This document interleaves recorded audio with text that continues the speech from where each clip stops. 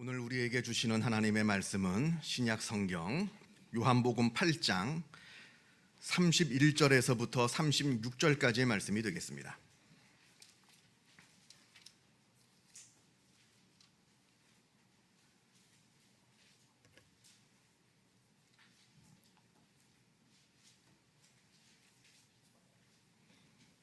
신약 성경 159면에 있습니다. 신약성경 요한복음 8장 31절에서부터 36절까지의 말씀을 봉독합니다. 이 계시의 말씀을 봉독할 때에 살아계신 하나님의 음성을 다 함께 들으실 수 있기를 바랍니다. 그러므로 예수께서 자기를 믿는 유대인들에게 이르시되 너희가 내 말에 거하면 참으로 내 제자가 되고 진리를 알지니 진리가 너희를 자유롭게 하리라. 그들이 대답하되 우리가 아브라함의 자손이라 남의 종이 된 적이 없거늘 어찌하여 우리가 자유롭게 되리라 하느냐. 예수께서 대답하시되 진실로 진실로 너희에게 이르노니 죄를 범하는 자마다 죄의 종이라. 종은 영원히 집에 거하지 못하되 아들은 영원히 거하나니 그러므로 아들이 너희를 자유롭게 하면 너희가 참으로 자유로우리라. 아멘. 중국 고전 중에 열자라고 하는 책이 있습니다. 이 책에 나오는 이야기입니다. 어느 중국 옛날 중국 기나라에 늘 걱정만을 하면서 살아가는 사람이 있었다고 합니다. 이 사람한테 아주 큰 걱정이 하나 생겼는데 그 걱정이 뭐냐면 행여나 하늘이 무너지면 어떡하나 하는 걱정이 생겼습니다. 그리고 또 땅이 꺼지면 어떡하나 하는 걱정이 생겼습니다. 그 걱정이 얼마나 심했던지 이 사람이 그 걱정 때문에 자리를 펴고 누워서 끙끙 앓게 되었습니다. 그러자 그 마을에 사는 어느 지혜로운 노인이 찾아와서 그 걱정 때문에 몸져 누운 사람한테 이렇게 말해 주었다고 합니다. 하늘이라고 하는 것은 기운으로 된 것이기 때문에 무너질 염려가 없고 땅은 이 덩어리가 쌓이고 쌓인 것이 되었기 때문에 꺼질 염려가 없다. 이렇게 위로하였습니다. 이 이야기를 듣고서야 이 걱정 때문에 누워있던 이 사람이 그 걱정을 다 털어버리고 자리에서 일어났다라고 합니다. 우리가 흔히 쓸데없는 걱정을 한다, 쓸데없는 걱정이다 라고 할 때 기우라고 말합니다. 이 기우가 이 이야기에서 나온 겁니다. 기나라 사람의 걱정, 기인지우, 이렇게 줄어서 기우가 된 겁니다. 근데 이게 남의 이야기가 아닙니다. 우리도 돌아보면 참 많은 걱정들을 하면서 살아갑니다. 돈에 대한 걱정, 자녀에 대한 걱정, 건강에 대한 걱정, 안전에 대한 걱정, 또 목숨에 대한 걱정, 미래에 대한 걱정, 또 걱정을 걱정하는 걱정. 어떤 분들은 자기가 걱정이 너무 많아서 걱정이래요. 참 걱정이 참 다양합니다. 많은 걱정을 하면서 살아갑니다. 어떻게 보면 우리 인생이라고, 우리 일평생이라고 하는 것이 걱정과 근심의 노예 생활이 아닌가 그 생각을 한번 해봅니다. 예를 들어서 아마 이런 경험들이 있으실 겁니다. 어떤 걱정거리가 있습니다. 그런데 다행히 그 문제가 잘 해결되었습니다. 그러면 이제부터는 아무 걱정 없이 두 발 뻗고 사느냐? 그게 아닙니다. 금방 또 새로운 걱정거리가 생기고 맙니다. 어떤 문제가 새롭게 터져서 걱정거리가 생긴 것이 아니라 방금 전까지만 해도 아무런 문제가 되지 않았는데 느닷없이 이게 갑자기 걱정거리가 돼가지고 나한테 다가온다 하는 말입니다. 어떤 새로운 일이 벌어진 게 아닙니다. 새삼스럽게 느닷없이 나한테 걱정거리가 생기고 만다 하는 겁니다. 이런 경험들이 아마 다들 있으실 겁니다. 이게 바로 우리의 솔직한 모습이 아닌가 한번 생각해 봅니다. 현대 심리학의 아버지라고 할 수 있는 지그문트 프로이트가 인간이 갖고 있는 불안의 종류를 세 가지로 나누어서 설명을 합니다. 먼저는 현실 불안이라는 것이 있고, 둘째는 신경증적 불안, 독일말로 하면 노이로티시아 앙스트, 그러니까 노이로제적인 불안입니다. 노이로제적인, 신경증적인. 그리고 마지막은 도덕적 불안. 이 세 가지로 인간의 불안을 나누어 보았는데 오늘은 이 도덕적 불안에 대해서는 말씀을 드리지 않도록 하겠습니다. 이건 다음에 아마 기회가 있을 것이고, 이 앞에 나와 있는 두 가지에 대해서 조금 설명을 드리려고 하는데, 먼저는 현실 불안입니다. 이거는 현실적으로 실제로 나에게 어떠한 위험이 다가오기 때문에 그것을 대비하고자, 그것을 막고자 내가 갖게 되는 불안을 말하는 겁니다. 예를 들어서 내가 길을 가고 있는데 어떤 아주 사나운 개가 목줄도 하지 않고 지금 나한테 다가옵니다. 그 모습을 보고 정상적인 사람이라고 한다면 그 마음 가운데 불안한 마음이 생깁니다. 그래서 이것을 대처합니다. 예를 들면 길을 피해 다른 곳으로 지나간다든지 아니면 가까운 건물 안으로 들어간다든지 하는 이성적이고 합리적인 판단을 하게 됩니다. 그 불안 때문에. 이건 아주 좋은 겁니다. 나쁜 게 아닙니다. 우리에게 다가오는 어떠한 위험에 대해서 이것이 있어야 우리는 잘 대처할 수가 있게 됩니다. 만약에 이 현실 불안을 느끼지 못한다라고 한다면, 예를 들어서 사나운 개가 지금 다가오는데 하나도 무섭지가 않고 아주 자동차가 나한테 아주 위협적으로 빨리 달려오는데 그걸 보면서 두렵지도 않고 아주 저 높은 곳 위험한 곳에 올라갔는데도 아주 마음에 불안한 마음이 하나도 없이 태어나다라고 한다면 죄송합니다만 그런 분들은 제명해 주기 힘듭니다.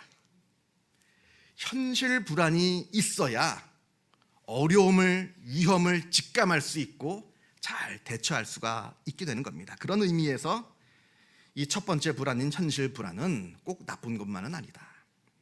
자, 그런데 문제는 두 번째 불안, 신경증적인 불안입니다.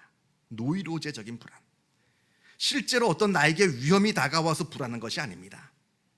그저 내 마음속에서 그저 아무 이유 없이 나 혼자 불안을 만들어내서 그것 때문에 불안에 떨고 있는 모습이 바로 이 두 번째 신경증적인 불안이다라고 하는 겁니다.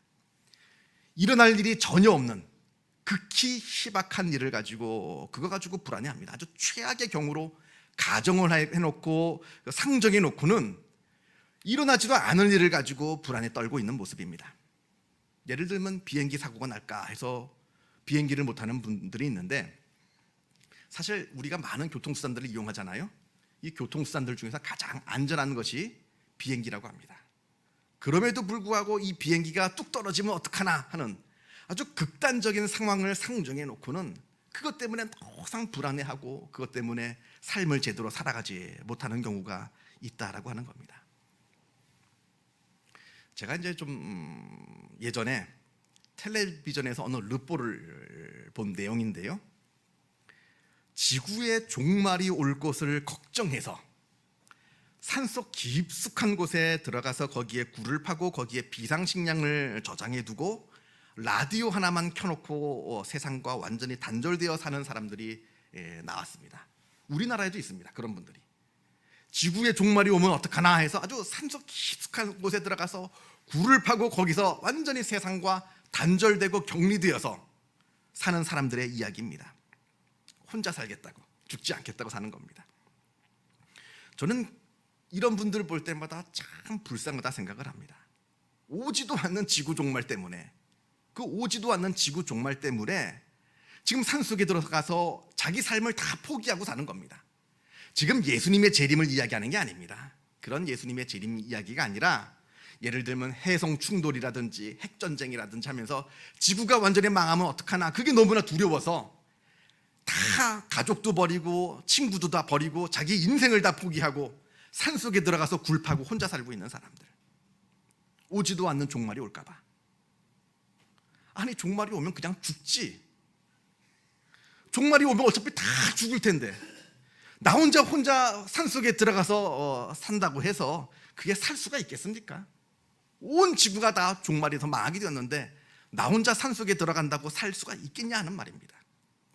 또 산다 한들 남들은 다 죽고 나 혼자 살았는데 어떤 의미가 있습니까?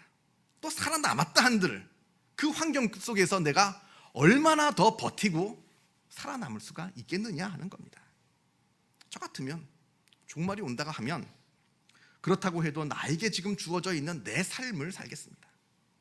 그게 보통 정상적인 사람의 삶인데, 오지도 않는 종말 때문에 미리 겁을 먹어서 자기의 삶을 다 내팽개치고 가족도 버리고 친구들과 등지고 자기 혼자 살겠다고 모든 삶을 다 포기하고 산속에 들어가서 덜덜덜덜 떨면서 혼자 고립되어 가고 있는 그 사람들을 보니까 저는 참 불쌍하더라고요.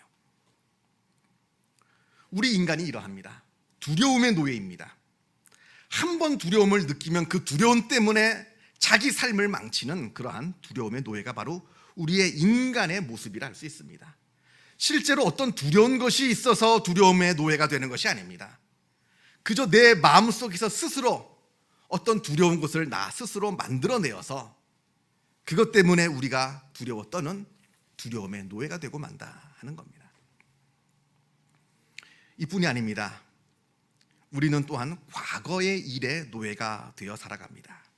특히 과거의 일에 벌어진 어떤 일로 말미암아 미움과 원망의 노예가 되면서 살아갑니다. 과거에 벌어진 일로 말미암아 그 사건을 원망하기도 하고 그 사람을 어떤 사람을 저주하면서 일평생을 살아가기도 합니다. 노예가 되어서. 제가 예전에 이름만 대면 누구나 다 아는 어느 정치가 한 분이 지병으로 돌아가셨습니다. 그분이 돌아가셨을 때 이제 뭐 매스컴에서도 막 떠들썩하게 보도를 하였고요. 그런데 그 즈음에 어느 권사님이 저를 찾아왔습니다. 아주 어두운 얼굴로 제게 찾아와서는 하시는 말씀이, 자기는 그 정치가, 죽은 정치가를 대면서 하는 말이 대뜸 저는 그 아무개를 용서할 수가 없습니다, 이러는 겁니다. 그래서 이게 무슨 얘기인가 하면서 얘기를 들어보니까 이 권사님 가정하고 그 분이, 돌아가신 그분이 예전에 개인적인 어떤 악연이 있었습니다. 그래서 이 권사님은 평생토록 그 사람을 저주하면서 원망하면서 살아온 겁니다. 평생을 그렇게 살아왔습니다. 그리고는 그분이 이제 죽게 되었는데, 그렇게 죽으면 내 마음이 좀 편안하고 좀 시원할 줄 알았는데 계속해서 무겁더라는 겁니다. 자기 마음이 계속해서 괴롭더라는 겁니다. 그래서 저를 찾아온 겁니다. 그래서 함께 기도하고 이제 그분이 댁으로 가셨는데, 여러분, 다른 사람을 미워하고 저주한다고 해서 내 마음이 후련해지는 거 아닙니다. 우리는 그 미운, 그 저주, 그거에 매여 있어서 그 사람을 저주하고 그 사람을 미워하면서 평생 살고 있습니다만 그 사람은 모릅니다. 내가 그 사람 미워하는지. 나만 손해입니다. 나만 그 나쁜 감정 속에서 둘러싸여서 나 스스로만 괴롭게 할 뿐이지, 그것 때문에 절대로 내 마음이 후련해지거나 자유롭게 되지는 못한다 하는 겁니다. 또한 우리가 과거에 벌어진 어떤 그 사건을 후회하면서 원망하면서 살아갑니다. 그런데 여러분, 그렇게 한다고 해서 상황이 바뀌는 거 하나도 없습니다. 과거는 과거대로 이미 지나가 버렸습니다. 돌이킬 수가 없습니다. 내가 후회하고 내가 원망한다 해서 과거에 벌어진 일이 다시 나한테 돌아오지는 않는다 하는 말입니다. 그 원망하고 후회하는 그 마음만 아플 뿐입니다. 우리는 때때로 이렇게 말합니다. 그때 그 사람, 그때 그 사건만 아니었더라면 내가 이 모양 이 꼴이 되지 않았을 텐데 말을 합니다. 그런데 죄송합니다만 그게 아닙니다. 오히려 그 일이 있었기에 그 일 덕분에, 그 사람 덕분에 지금 내가 있는 겁니다. 그 사람 때문에, 그 일 때문에 내가 이 모양 이 꼴이 된 것이 아니라 오히려 그 사건 때문에, 그 일 때문에 지금 내가 있는 겁니다. 하나님께서 그렇게 하신 겁니다. 하나님께서 그 일에 있게 하셨고 하나님께서 그 사람을 만나게 하여 주셨습니다. 바로 전지전능하고 나를 사랑하시며 모든 것을 선으로 바꾸시는 그 하나님께서 그 모든 일들을 다 만들어 놓으셨다는 겁니다. 이걸 우리가 바라봐야 합니다. 이걸 믿어야 우리가 하나님을 믿을 수가 있는 겁니다. 그때 그 일 때문에 잃어버린 것이 있습니까? 손해본 것이 있습니까? 아픔 당한 것이 있습니까? 그러면 동시에 그 일 덕분에, 같은 그 일 덕분에 내가 받은 은혜도 있다 하는 겁니다. 그걸 바라봐야 되는 겁니다. 내가 잃어버린 것만 바라보고 원망하면서 불평하는 것이 아니라 그 일 때문에 오히려 내가 받은 은혜가 있다 하는 겁니다. 그걸 바라보는 눈을 갖고 있어야 믿음의 길을 걸어갈 수가 있는 겁니다. 우리가 잘 아는 구약 성경 창세기에 요셉의 이야기가 나옵니다. 형들에게 팔려서 애굽의 종으로 끌려갔습니다. 그러나 아이러니하게도 그 일로 말미암아 요셉이 애굽의 총리가 되어서 하나님의 일을 완수합니다. 이게 바로 하나님의 역사라고 하는 겁니다. 나중에 요셉이 자기를 팔아버린 그 형들을 만나면서 이렇게 말합니다. 당신들이 나를 이곳에 팔았다고 해서 근심하지 마소서, 한탄하지 마소서. 하나님이 생명을 구하시려고 나를 당신들보다 먼저 이곳에 보내셨나이다. 형들이 나를 애굽의 노예로 팔아 넘긴 것, 물론 분하죠. 원망스럽습니다. 왜 안 그러겠습니까? 같은 사람인데. 그러나 그렇다고 해서 내가 원망하고 미워한다고 해서 이 일이 해결되는 게 아닙니다. 요셉은 지혜로웠습니다. 그래서 원망의 길을 걸어간 것이 아니라 믿음의 길을 걸어갔습니다. 이 가운데서도 역사하시는 하나님의 은혜를 바라보고 묵묵히 믿음의 길을 선택해서 믿음의 길을 걸어갔습니다. 하나님을 신뢰하면서 믿음으로 한 발자국 한 발자국 자기가 당한 그 어려운 일들을 이겨나갔을 때에 자기 안에 치유가 일어난 겁니다. 형들을 보고 용서할 수가 있었습니다. 자기 안에 자유함을 누리게 되었다 하는 겁니다. 이것이 바로 하나님의 역사라고 하는 것을 우리가 기억해야 합니다. 또한 우리는 탐욕의 노예이기도 합니다. 우리 마음 가운데 도무지 채울 수 없는, 도무지 만족할 수 없는 탐욕이 자리 잡고 있습니다. 그래서 구약성경 전도서에 이런 말씀이 나옵니다. 사람의 수고는 다 자기 입을 위함이나 그 식욕은 채울 수 없느니라. 사람이 자기의 탐욕을 채우고자 열심히 수고하고 노력합니다만 그 탐욕은 절대로 채워지지 않는다 하는 뜻입니다. 그렇기 때문에 내 탐욕을 내가 다 채워보겠다 하는 모든 수고는 다 헛수고이다. 그걸로 우리의 탐욕은 채워지지 않는다. 우리는 영원한 탐욕의 노예이다 말씀합니다. 불교에서 아귀라고 하는 귀신이 나오는 거 아실 겁니다. 이 아귀는 그 배가, 그 위장이죠. 그 위장이 산만큼 크다 합니다. 배가. 그 대신 목구멍은 바늘구멍처럼 좁다 합니다. 그러니까 이 배를 채우고자 아무리 먹고 먹어도 채워지지가 않는 겁니다. 이건 인간이 갖고 있는 탐욕을 말하고 있는 겁니다. 실제로 그런 귀신이 있다는 게 아니라 세상에 만족할 줄 모르는 것처럼 세상에 불행한 사람이 없습니다. 어차피 행복이라고 하는 거 숫자 때문에 결정되는 거 아닙니다. 숫자 노름이 아닙니다. 더 많이 가졌다고 해서 반드시 더 행복한 것도 아니고 좀 덜 가졌다고 해서 또 반대로 덜 행복한 것도 아닙니다. 행복이라고 하는 것은 결국 내 마음의 문제이고요. 그리고 내 마음 가운데 얼마나 그것을 행복으로 받아들이느냐 거기에 달려있다 하는 것을 우리가 잊지 말아야 합니다. 그런데도 스스로 만족할 줄 모르고 탐욕의 노예가 된다라고 한다면 우리가 계속해서 탐욕의 노예가 된다라고 한다면 아무리 먹어도 배부르지 못하는 그 아귀가 되는 거나 마찬가지입니다. 우리의 탐욕을 버리지 않는다 하면 영원히 불행한, 영원히 배고픈 아귀가 되고 마는 겁니다. 우리 인간이라고 하는 것은 무엇에 종살이할 때, 노예가 되었을 때 불행해집니다. 걱정의 노예가 되고 미움의 그리고 원망의 노예가 되고 탐욕의 노예가 되고 또 죄악의 노예가 될 때 불행해지는 겁니다. 뭐 어떤 큰 일을 당해서 불행해지는 것이 아니고 무엇이 부족해서 불행해지는 것이 아니라 내가 무엇인가의 노예가 될 때 우리는 불행해진다라고 하는 것을 우리가 기억해야 합니다. 그러나 동시에 거기서 자유롭게 될 때, 해방될 때 우리는 놀라운 행복을 누리게 되는 겁니다. 그래서 오늘 본문에 요한복음 말씀에 예수님께서 내가 너희를 자유롭게 하겠다 이렇게 말씀하십니다. 이게 중요합니다. 예수님께서 우리에게 자유롭게 해주시겠다라고 하는 이 말씀이 중요합니다. 자유는 스스로 얻는 게 아닙니다. 자유는 예수님께서 우리에게 주시는 겁니다. 우리가 예수님 안에 머물러 있을 때, 우리가 예수님을 떠나지 않고 예수님께 붙들림 받고 예수님께 구속되어 있을 때 얻을 수 있는 것이지, 모든 나의 억압으로부터 모든 자유로부터 벗어날 때 얻는 것이 아니라고 하는 겁니다. 우리가 흔히들 하는 오해 중에 하나가 자유에 대한 오해입니다. 자유가 무엇입니까? 여러분이 생각하는 자유란 무엇입니까? 사람들이 생각하는 자유라고 하는 것은 아무에게도 구속받지 않는, 그래서 아무에게도 매여 있지 않는 그러한 진공 상태, 아무도 나를 구속할 수 없는 그 진공 상태를 우리는 자유라고 말을 합니다. 근데 그렇지가 않습니다. 그런 진공 상태가 우리에게 절대로 자유를 주지 못한다 하는 것을 우리가 바라봐야 합니다.